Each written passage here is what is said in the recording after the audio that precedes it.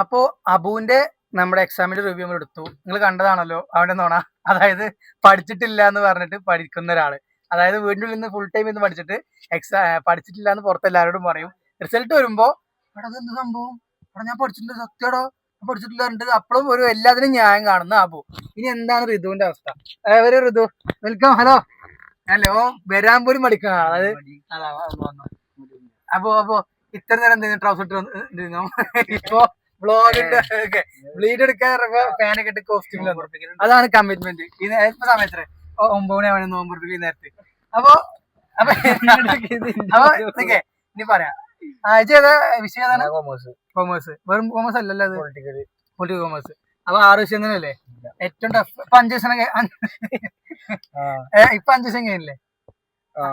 ഏറ്റവും ടഫ് ഏതായിരുന്നു? 2 വിഷയം ടഫോ? അതെന്താ ടഫാവാൻ കാരണം എന്താണ്? ക്വസ്റ്റ്യൻ ടഫാവാൻ കാരണം പഠിച്ചിട്ടുണ്ടായില്ലേ? ഒന്നുകൂടി പഠിക്കണം. ഇത് മോഡൽ എക്സാം അല്ലേ? അപ്പൊ വിഷമമുണ്ടോ?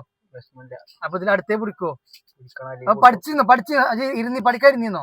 പഠിക്കാൻ മൂടുണ്ടായിരുന്നോ? ഇത് സത്യം പറഞ്ഞു. അപ്പൊ അങ്ങനെയല്ല. അപ്പൊ അപ്പൊ എന്തപ്പോ മാറ്റിയപ്പോ നേരത്തെ തോന്നാറില്ല എന്താ?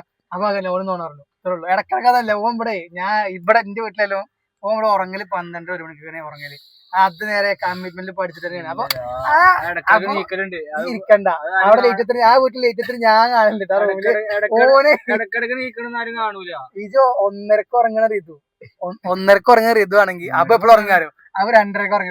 ഇവിടെ എനിക്ക് കേട്ടോ അവിടെ ഇത് ഞങ്ങളെ വീട്. ഇത് ഞങ്ങളെ വീടല്ല. ഞാൻ ഇവിടെ ലേറ്റിട്ട് ഓഫ് ആക്കിയാൽ ഇപ്പൊ ഓഫ് ആക്കി ക്യാമറ ഇവര് മത്സരമാണ്. അതായത് പണ്ട് എന്റെ കാക്കൂറായതും അസ്പാദും അവിടെ കാണുന്ന കരുത ആ അസ്പാന്റെ വീട് കേട്ടോ. ഓക്കെ, ഓലെണ്ണുള്ള ഒരേ ഇതേപോലെ തന്നെയായിരുന്നു.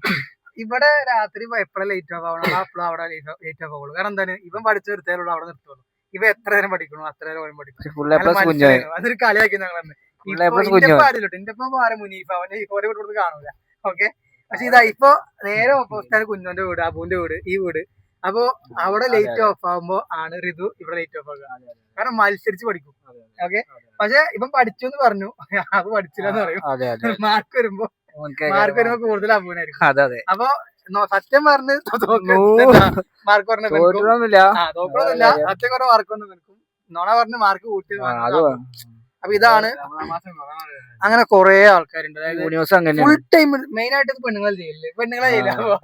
ക്ലാസ്സിൽ ഞാൻ എന്റെ പഠിക്കുന്ന കാലത്ത് അങ്ങനെയുണ്ട്. അതായത് ക്ലാസ്സിൽ ചില പെൺകുട്ടികളുണ്ടാവും. ഓല് ബുക്കൊക്കെ, അതായത് എക്സാം തുടങ്ങുന്ന വരെ എക്സാം ഹാള് കേറുന്ന വരെ ഓല് എന്തൊക്കെ ബുക്ക് കയ്യിലുണ്ടാവും.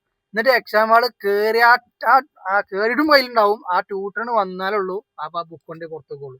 അങ്ങനത്തെ പെണ്ണുങ്ങൾ പറയും, എടാ ഞാൻ ഒന്നും പഠിച്ചിട്ടില്ലടാ, എനിക്ക് ഒന്നും അറിയില്ലടാ, അത് കണ്ടന്റ്, ഇത് വ്ളോഗ്. അപ്പൊ അതേപോലെയാണ് അബു. ഇപ്പൊ ഞാൻ ഒന്നും പഠിച്ചിട്ടില്ല, പഠിക്കാൻ മൂടില്ല. മൂഡ് എവിടെ? ബാക്കിൽ തന്നെ അടിച്ച് കേൾക്കണ്ട. ഓക്കെ, അപ്പൊ ഇതാണ് നമ്മുടെ രണ്ടാമത്തെ ഋതുവിന്റെ റിവ്യൂ, എക്സാം റിവ്യൂ. അപ്പൊ ഇനി നമുക്ക് ഒരുപാട് ജോലി പ്രഷർ എന്ത് ഇന്ത്യൻ പ്രഷറോ? ഇക്കെന്താ പ്രഷർ? മേൽനോട്ടം വഹിക്കുന്ന മേൽനോട്ടം. ഇവർ രണ്ടാളും +2 ആണ്. മോട്ടോർ എക്സാം കഴിഞ്ഞു. ഞാൻ എന്താ ചെയ്യണേ ഞാൻ പറയാം.